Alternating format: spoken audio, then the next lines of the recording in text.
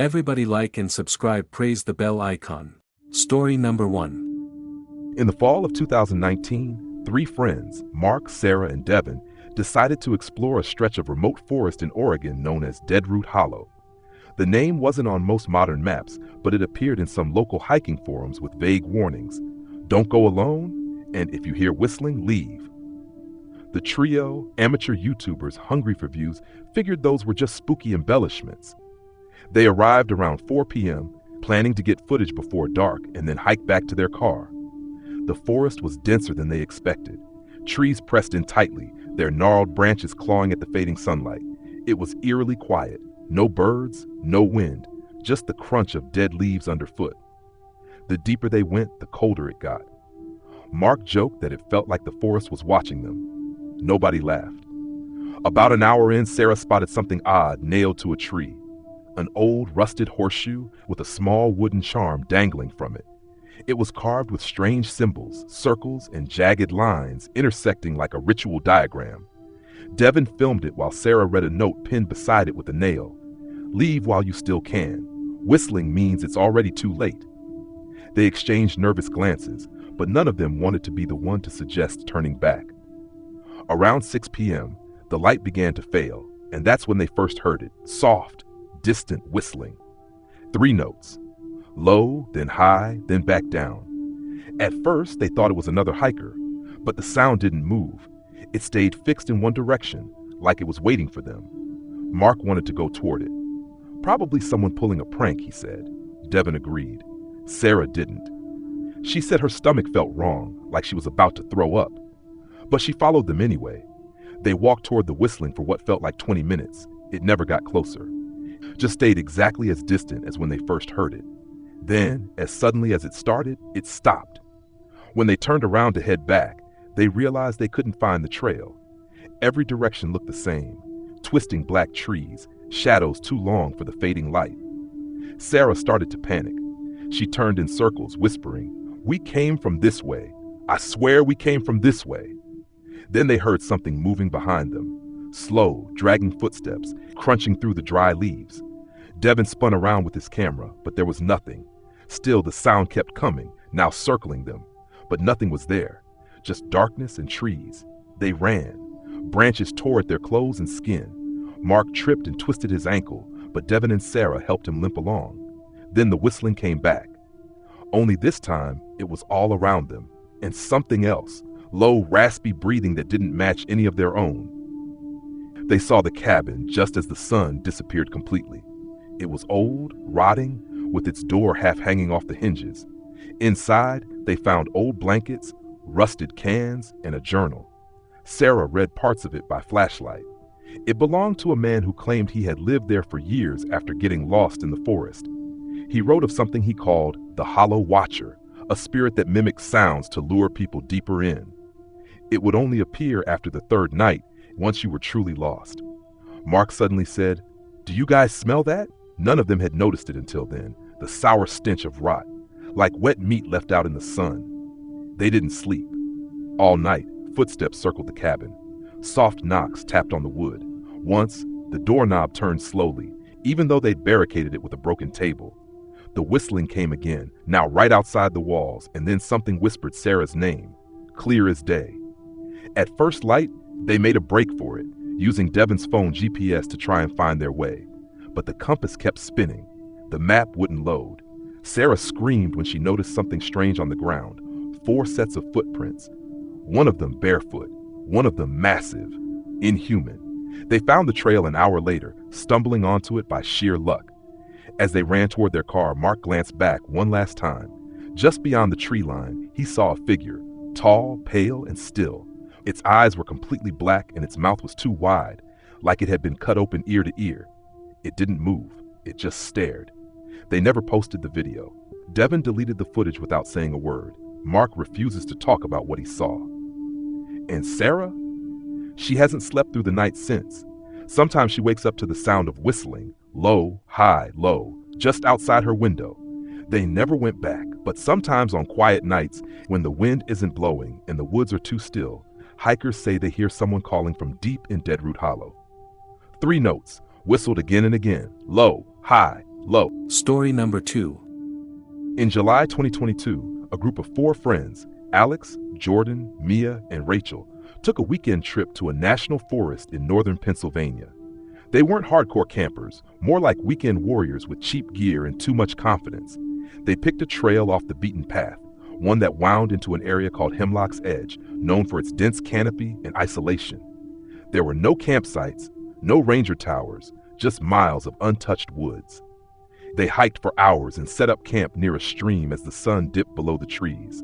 The forest was unnervingly quiet, the kind of silence that presses on your ears. No birds, no insects, just water trickling and the occasional snap of a branch. That night, as they sat around a dying fire, Rachel said she thought she saw someone standing between the trees behind their tent, a pale face watching them from the dark. The others looked, but there was nothing there. Alex teased her for letting the shadows get to her. Jordan said it was probably a deer, but Rachel wouldn't drop it. She kept glancing over her shoulder for the rest of the night. Around 2 a.m., Mia woke up to the sound of crunching leaves outside their tent. Not just footsteps, slow dragging, like something heavy being pulled across the forest floor. She thought it might be a bear until she heard a soft whisper right outside the tent. "Mia, come outside. I see you." She held her breath, frozen. The voice didn't sound like anyone she knew. It was cracked and wrong, like someone trying to imitate a voice they'd only half heard once. She didn't sleep the rest of the night. When the sun finally came up, she didn't say anything at first. She didn't want to sound crazy. But at breakfast, Alex mentioned something weird too. He'd heard someone crying just outside his tent. Not loud, not frantic, just soft, steady sobbing, like a child trying not to be heard. That day, the group decided to hike back. The vibe was off. The trees felt too close, and every sound in the forest felt deliberate. But the trail markers were gone. Every tree looked the same. The stream they'd camped by had disappeared. They started arguing about which way to go. Then Jordan saw something hanging from a branch. A shirt, Mia's shirt. The same one she was wearing the day before, but now caked in dry mud and torn. But Mia had it in her pack the whole time. She opened her bag to show them, and it was gone. Everyone got quiet. They picked a direction and walked. Hours passed. Then they came to a clearing that stopped them cold. 4 sleeping bags, 4 backpacks, a dead fire pit in the middle. It was their exact campsite, but it couldn't be. They'd hiked in a straight line, and this place was deeper in the woods. Everything was identical, except one thing. Inside one of the sleeping bags was a small bundle tied shut with twine. When Jordan opened it, he found clumps of hair. Rachel's hair, still knotted in the shape of her usual braid. Rachel started screaming. They ran without any idea of where they were going. As night fell, they realized they were right back at the clearing. Again, but this time something was waiting by the fire pit. A figure, tall, stick thin, with skin like bark and a mouth that opened vertically, stretching up into its forehead.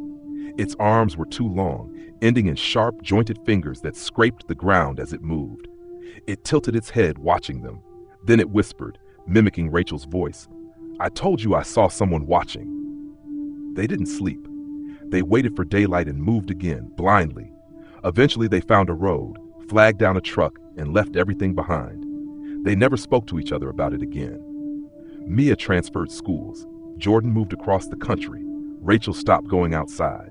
Alex, he went back a few weeks later, alone, said he needed to prove to himself it wasn't real.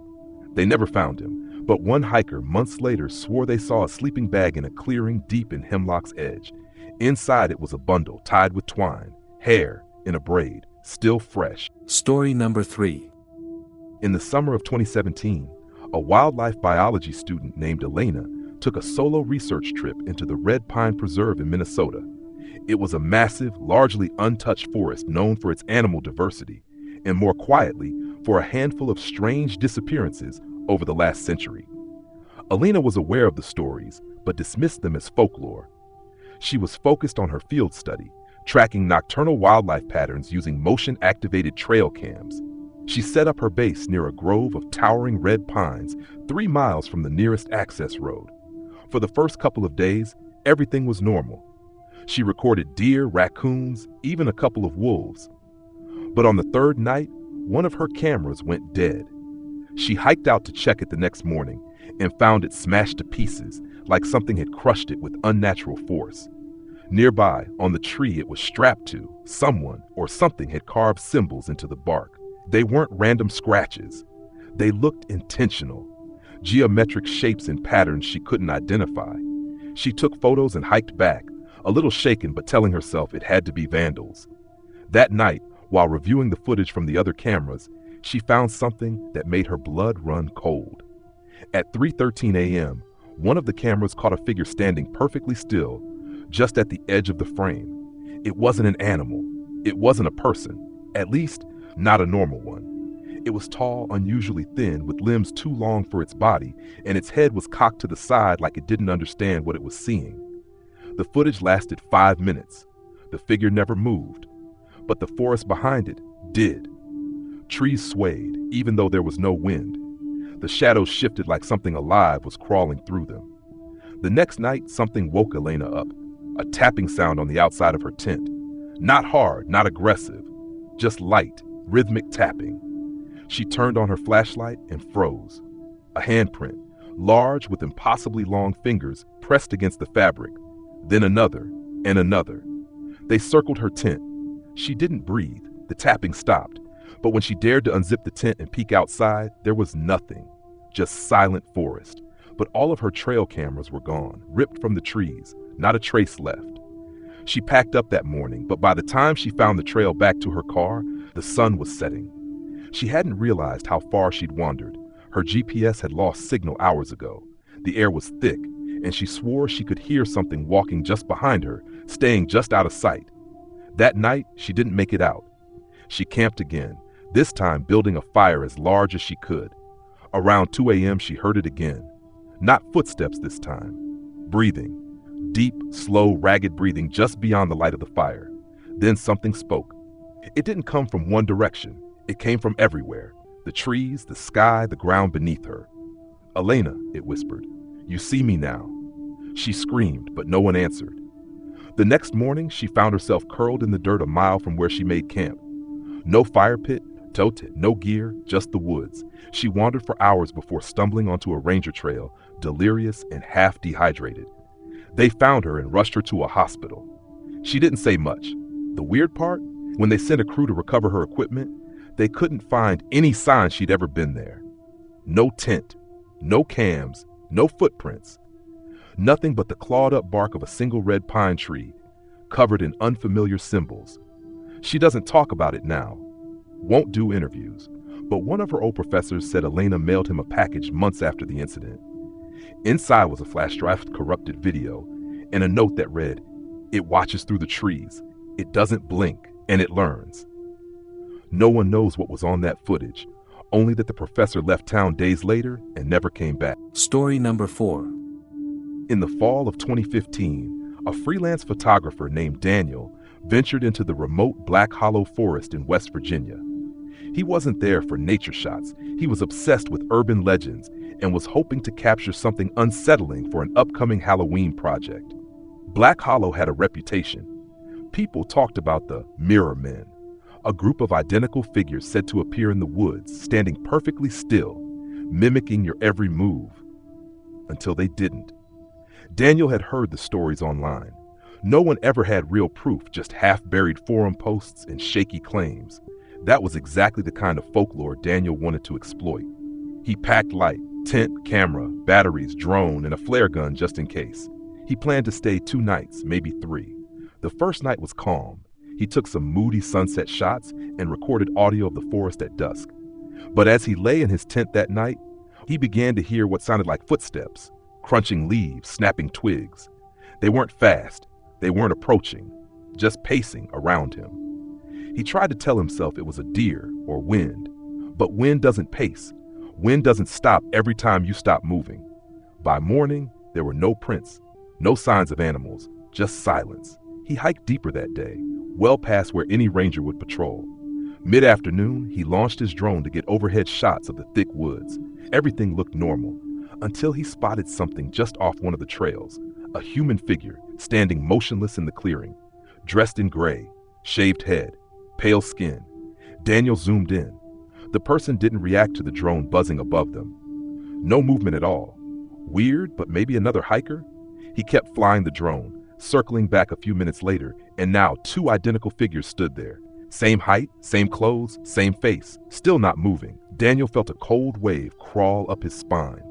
He brought the drone back, packed up his gear, and decided not to camp that night. But by the time he turned back, fog had started rolling in fast. The woods swallowed the light unnaturally quickly. He realized he'd gone off trail and his GPS flickered, refusing to sync. That's when he saw the first one in person. About 30 feet ahead, just barely visible through the haze, stood a man. Still, facing Daniel, wearing gray. Same face he'd seen in the drone footage. Daniel called out. No response. He moved slightly to the left. The figure copied him. Exactly. He stepped right. So did the man. Daniel froze, then slowly raised his hand. The figure didn't. It stood still. That's when he realized it wasn't mimicking him anymore. He turned and ran. The forest around him seemed to twist. Landmarks he passed earlier were gone. Every tree looked like the last. But the worst part? Every few minutes, and he'd spot another one, just standing, facing him, identical in every way. At one point, he saw 3 of them, equidistant around his path, watching. He didn't stop running until he physically collapsed. He was somewhere unfamiliar. Trees warped, bark blackened as if fire scorched. There were symbols etched into the trunks. And just ahead, a clearing with something that made him gag. Dozens of camera tripods, some rusted, some modern, some ancient looking. All pointed in the same direction. At a tree in the center stood another figure. Arms out, palms forward, its face looked like his, exactly like his. But its mouth was stretched wide in a smile that split unnaturally up the cheeks. Its eyes were leaking something black. He passed out. When he woke up, it was morning, and he was lying just off a rural access road. No tent, no gear, no drone, just his camera, which was missing all footage except for one corrupted file. A 12-second video of him asleep in his tent, filmed from outside, slowly zooming in. He doesn't know how he got out. He refuses to go near any forest now. Keeps his mirrors covered. Says sometimes, when he walks past reflective windows at night, he sees himself stop, just half a second too late, and the mouth is always smiling. Story number 5. In the winter of 2018, a couple, Lena and Ben, decided to take a trip to a remote cabin in the Adirondacks. They were looking for a quiet weekend, far away from the noise of the city. The cabin was small, nestled deep in the forest, and offered the kind of solitude they'd been craving. They didn't mind that it was off-grid, no Wi-Fi, no cell service, just snow, trees, and silence. They arrived at dusk, just as the sun began to disappear behind the mountains. The cabin had a rustic charm, with a stone fireplace and large windows that looked out over the woods. The only neighbors were distant, and the caretaker had warned them to keep an eye on the firewood supply since the nearest store was miles away. That night, after a cozy dinner by the fire, Lena and Ben decided to take a walk under the stars. The snow was fresh, leaving a thick blanket over the ground, and the air was biting cold. As they walked away from the cabin, they saw something odd, a faint light in the distance, deep in the forest. It flickered like the glow of a lantern, but there shouldn't have been anyone out there. Maybe it's the caretaker, Ben suggested, but Lena felt uneasy. She couldn't shake the feeling that the light was moving, not staying in one place. Her breath came out in visible puffs as she stared at it. "I don't think we should go any further," she said, her voice tight. But Ben, eager for an adventure, took her hand and led her forward. They followed the light, unsure of what they were expecting to find. As they got closer, the light flickered out. The woods fell into complete darkness, with only the occasional rustle of trees swaying in the wind. Lena tried to shake off the unease crawling up her spine, but then, in the blackness, she heard something. A low hum, almost like a chant, carried on the wind. She turned to Ben, but he was already moving ahead, drawn by something she couldn't understand. They kept walking for what seemed like hours, but when Lena looked up, she realized the landscape had changed. The trees looked wrong, taller, twisted, and their bark was blackened, as if they had been scorched. The ground beneath their feet no longer felt solid. It was like walking on something soft, almost spongy. "Ben, we need to go back," she whispered urgently, but Ben didn't respond. He was looking ahead, eyes wide, mouth slightly open. She followed his gaze, and her heart stopped. Standing in the clearing was a figure, tall, thin, with ragged clothes that seemed to be made of some sort of animal skin. Its face was hidden beneath a hood, but Lena could see its eyes, wide and unblinking like dark pools, completely void of any reflection. The humming grew louder, closer. Ben began to move toward the figure, his movements stiff, as if controlled. "Ben!" Lena shouted, reaching out to grab him, but he didn't respond. His eyes were vacant. She pulled at his arm, trying to snap him out of whatever trance he was in. Then, the figure raised its hand, and Ben stopped moving. His entire body jerked like a puppet on a string. The air grew cold, so cold Lena could see her breath crystallizing in front of her. Panic surged through her.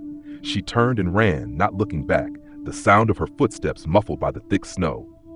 She didn't know how long she ran, but eventually, she stumbled into the clearing where the cabin had been. But it wasn't the same. The cabin was gone. Nothing but the dark outline of twisted trees, and a feeling of suffocating dread surrounded her. Lena collapsed, sobbing. She tried to scream, but no sound escaped her throat. The forest had swallowed them whole. She was lost. When the dawn finally broke, Lena woke up to find herself back at the edge of the woods. The snow was fresh, untouched, as if she hadn't been walking through it for hours. Her breath was ragged, and her body was stiff from the cold. But there was no sign of Ben, no sign of the cabin, no trace of anything. She was alone. The authorities searched for days, but they never found Ben. No footprints, no signs of struggle, nothing. The caretaker said he hadn't seen anyone the night they disappeared. But Lena knew something had taken him, something that didn't belong in those woods. To this day, she never goes near the forest again. And when the winter winds howl, she sometimes hears a faint hum, like a chant, calling from the darkness, always in the distance, always just out of reach. She still dreams of the tall hooded figure with those black empty eyes, and sometimes in the deepest hours of the night, she swears she hears Ben's voice, calling her, lost in the forest.